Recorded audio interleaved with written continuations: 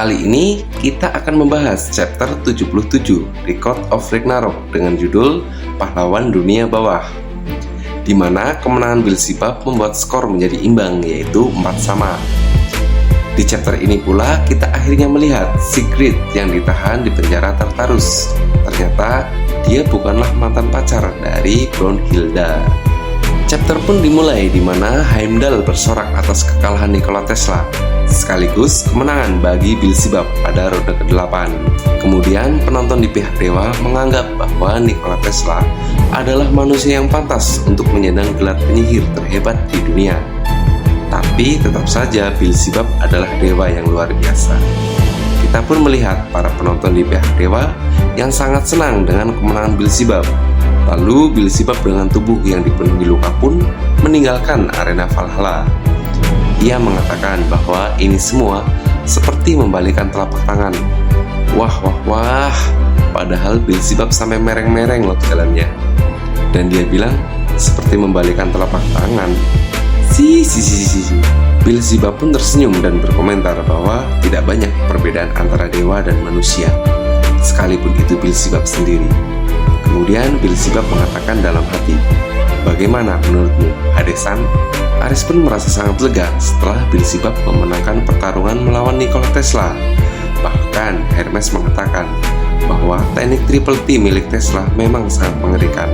Namun Ares tetap saja tidak mengerti. Ia tidak tahu apa yang terjadi hingga ronde ke-8. Ini Ares beneran dewa bukan ya? Menurut Hermes, yang dilakukan oleh Tesla sudah sesuai dengan prediksinya.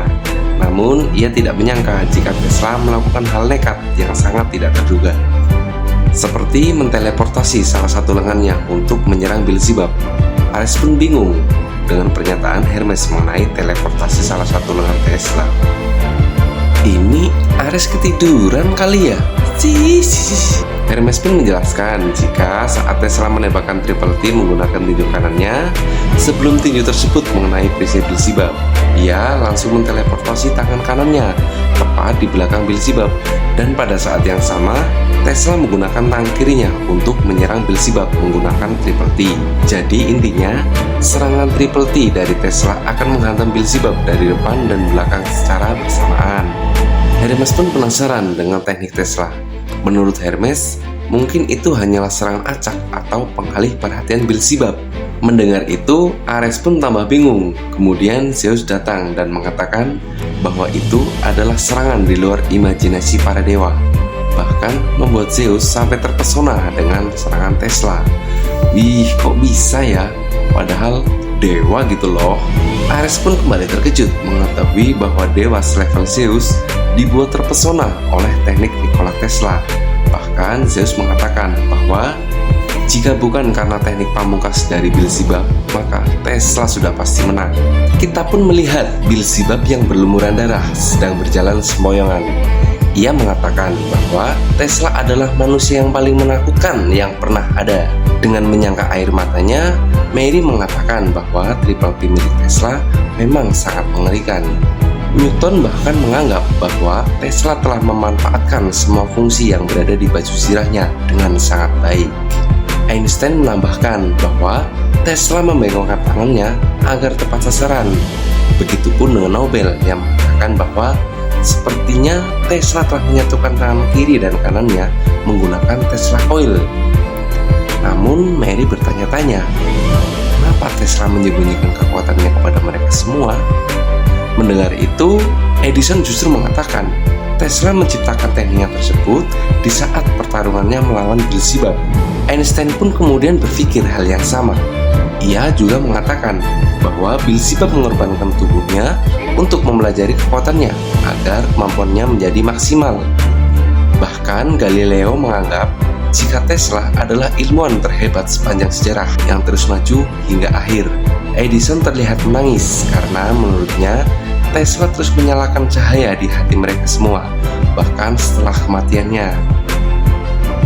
Kemudian Edison dengan penuh semangat mengajak para ilmuwan lain untuk kembali ke penelitian mereka semua untuk memajukan sains, karena itu adalah harapan dari Nikola Tesla. Mereka semua akhirnya bergerak maju menuju kemajuan masa depan. Gold lalu menangisi kepergian Gondo. Namun menurut Gold, Gondo terlihat bahagia di saat terakhirnya bersama Tesla. Ketika ia bertanya pada Brunhilde, ternyata Brunhilde telah pergi meninggalkan Gold. Kita pun dijelaskan jika skor saat ini antara dewa melawan manusia adalah 4-sama. Kemudian Brunhilde terlihat memasuki sebuah ruangan. Kita juga diperlihatkan hologram dari Lubu yang bertuliskan kesenangan, Herakles sebagai keadilan, Poseidon sebagai kebanggaan, Adam sebagai cinta, Hades sebagai harga diri, Zerofuku sebagai kepolosan, Raiden sebagai gairah, dan yang terakhir adalah Tesla sebagai maju. 8 petarung yang luar biasa. Sepertinya Brunhilde sedang berdoa sembari menangis untuk mereka semua. Tiba-tiba Buddha muncul di belakang Brunhilde. Ia mengatakan bahwa setiap kali ia menemuinya, Brunhilde selalu menangis. Bahkan Buddha merasa terkejut karena Brunhilde selalu mengikuti perasaan sensitifnya. Sembari menyeka air matanya, Brunhilde pun mengatakan pada Buddha bahwa yang pertama, Buddha menghilang dari kamar rumah sakit. Kemudian, sekarang Buddha tidur di kamar Brunhilde tanpa izinnya. Wah, ternyata itu kamar Brunhilde ya guys. Dengan tersenyum, Buddha langsung memegang tangan Brunhilde dan mengatakan bahwa ada yang ingin aku tanyakan. Buddha langsung ke intinya. Ia berkata, mantan kekasihmu? Sepertinya ia sedang di penjara Tartarus kan? Kemudian Buddha melanjutkan pertanyaannya. Apa hubungannya Ragnarok dengan mantan kekasihmu? Dengan wajah menyeramkan, Brunhilde pun menjawab jika Siegfried bukanlah mantan kekasihnya. Mendengar itu, Buddha pun sangat terkejut. Lalu Brunhilde meninggalkan Buddha begitu saja karena ia ingin mempersiapkan ronde ke-9. Tetapi Buddha justru berjongkok dan mengejek bahwa masalah pubertas Brunhilde semakin parah.